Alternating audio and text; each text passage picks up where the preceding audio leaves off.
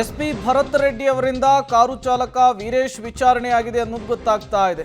ವಿನಯ್ ಕುಲಕರ್ಣಿ ಮನೆಯಲ್ಲಿ ಪತ್ತೆಯಾಗಿದ್ದ ಐಶ್ವರ್ಯ ಗೌಡ ಕಾರು. ಐಶ್ವರ್ಯ ಗೌಡ ಚಿನ್ನದ ವಂಚನೆಯ ಕೇಸ್ಗೆ ಈಗ ಒಂದು ಟ್ವಿಸ್ಟ್ ಸಿಗ್ತಾ ಇರುವಂಥದ್ದು. ಮಾಜಿ ಸಚಿವ ವಿನಯ್ ಕುಲಕರ್ಣಿ ಕಾರು ಚಾಲಕನ ವಿಚಾರಣೆಯನ್ನ ಮಾಡಿದ್ದಾರೆ ಪೊಲೀಸರು.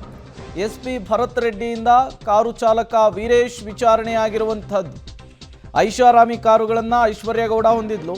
ಅದರಲ್ಲಿ 2 ಕಾರೇನು ವಿನಯ್ ಗೌಡ ಅವರ ಬಳಿ ಇತ್ತು. ಇದೇ ವಿಚಾರಕ್ಕೆ ಸಂಬಂಧಪಟ್ಟಂತೆ ವಿಚಾರಣೆಗೊಳಪಡಿಸುವುದಕ್ಕೆ ಈಗ ಪೊಲೀಸರು ಮುಂದಾಗಿದ್ದಾರೆ. ಐಶ್ವರ್ಯ ಗೌಡ ಈ ವಂಚನೆಯ ಪ್ರಕರಣದಲ್ಲಿ ಪ್ರಮುಖ ಆರೋಪಿಯಾಗಿರುವಂಥದ್ದು. ಈಗ ಇದೇ ವಿಚಾರಕ್ಕೆ ಸಂಬಂಧಪಟ್ಟಂತೆ ಪೊಲೀಸರ ತನಿಖೆ ಕೂಡ ಚುರುಕುಗೊಂಡಿದೆ. ಮತ್ತಷ್ಟು ಡೀಟೇಲ್ಸ್ ಕೊಡ್ತಾರೆ ಉಮೇಶ್, ದೂರವಾಣಿ ಸಂಪರ್ಕದಲ್ಲಿ ಜಾಯ್ನ್ ಆಗಿದ್ದಾರೆ. ಉಮೇಶ್, ಐಶ್ವರ್ಯ ಗೌಡಳ ಬೆಂಚ್ ಕಾರನ್ನು ಬಳಸ್ತಾ ಇದ್ದಂತಹ ಆರೋಪದಲ್ಲಿ ವಿನಯ್ ಕುಲಕರ್ಣಿ ಅವರ ಕಾರು ಚಾಲಕನ ವಿಚಾರಣೆ ಸಂದರ್ಭದಲ್ಲಿ ಏನಾದರೂ ಗೊತ್ತಾಯ್ತಾ? ಹೇಗೆ ನಡೀತಾ ಇದೆ ವಿಚಾರಣೆ, ಏನೆಲ್ಲ ಡೀಟೇಲ್ಸ್ ಸಿಗ್ತಾ ಇದೆ ಅಂತ ಹೇಳಿ? ಪ್ರೇಮ್, ಐಶ್ವರ್ಯ ಗೌಡ ವಂಚನೆ ಪ್ರಕರಣ ಸಂಬಂಧಪಟ್ಟ ಹಾಗೆ ಈಗಾಗಲೇ ಬ್ಯಾಟರಾಯನಪುರ ಎಸಿಪಿ ಭರತ್ ರೆಡ್ಡಿ ನೇತೃತ್ವದಲ್ಲಿ ತನಿಖೆ ನಡೀತಾ ಇರುವಂತದ್ದು. ಡಿ.ಕೆ. ಸುರೇಶ್ ಸಹೋದರಿ ಅಂತೇಳಿ 100 ಜನರಿಗೆ ಈಕೆ ವಂಚಿಸಿದ್ಲು. ಈ ಸಂಬಂಧಪಟ್ಟ ಹಾಗೆ ತನಿಖೆ ಮಾಡ್ತಿದ್ದಂತ ವೇಳೆಯಲ್ಲಿ ಮಾಜಿ ಸಚಿವ ವಿನಯ್ ಕುಲಕರ್ಣಿ ಬಳಿ ಈಕೆ ಬಳಸ್ತಿದ್ದಂತ ಕಾರು ಅವ್ರನ್ನ ಬಳಸ್ತಾ ಇದ್ರು ಅನ್ನೋ ಮಾಹಿತಿ ಕೂಡ ಸಿಕ್ಕಿತ್ತು. ಹಾಗಾಗಿ ಐಶ್ವರ್ಯ ಗೌಡಗೆ ಸೇರಿದ ಕಾರು ವಿನಯ್ ಕುಲಕರ್ಣಿಗೆ ಯಾವ ರೀತಿ ಹೋಯ್ತು ಅನ್ನೋ ಪ್ರಶ್ನೆ ಕೂಡ ಇದ್ದಿತ್ತು. ನಂತರದಲ್ಲಿ ಪೊಲೀಸರ ತನಿಖೆಯಲ್ಲಿ ಆ ಕಾರನ್ನು ಕೂಡ ಜಪ್ತಿ ಮಾಡಿದ್ರು.